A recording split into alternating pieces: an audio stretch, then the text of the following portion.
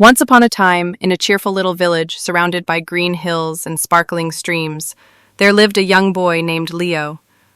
Leo wasn't like the other kids. While they worked on the farm or built cool things, Leo loved to sleep in, lie in the soft grass, and dream of becoming super rich. He imagined piles of gold, sparkling jewels, and shiny treasures. Everything he could ever want. One day, Leo's father, who was very wise and had lived a long, happy life, called Leo to his side. "My son, I have a secret to share with you. There is a treasure hidden right here on our land, something far more precious than gold or jewels. If you find it, it will change your life." Leo's eyes grew wide with excitement. "A treasure? Where is it, Dad?" His father smiled. "The treasure isn't buried deep in the earth.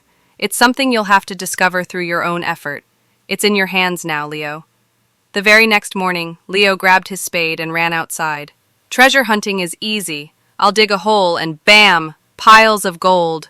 So, Leo dug and dug, under trees, by the stream, in the garden. But all he found were worms, rocks, and roots.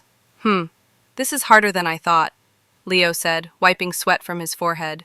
Day after day, Leo kept digging, but still nothing but dirt and rocks. His arms ached. "Where's the treasure?" Leo groaned, sitting down on the soft grass. "Maybe I'll just give up." But then, something amazing happened. As Leo lay on the grass, a little bird flew by and sang a happy tune. Leo watched it for a moment, and then, suddenly, an idea popped into his head.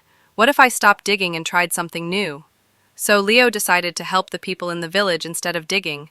He carried water for his neighbors, fixed broken fences, and planted flowers in the garden. The more Leo helped, the more people smiled and thanked him. They called him kind and brave.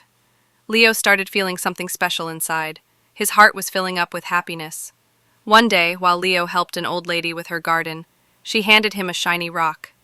"Here, Leo, I found this while I was out walking. It's a gift for you."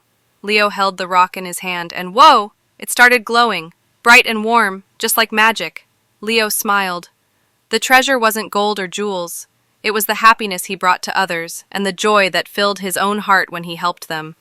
The more he worked hard, the brighter the glowing treasure became. From that day on, Leo didn't just think about gold anymore.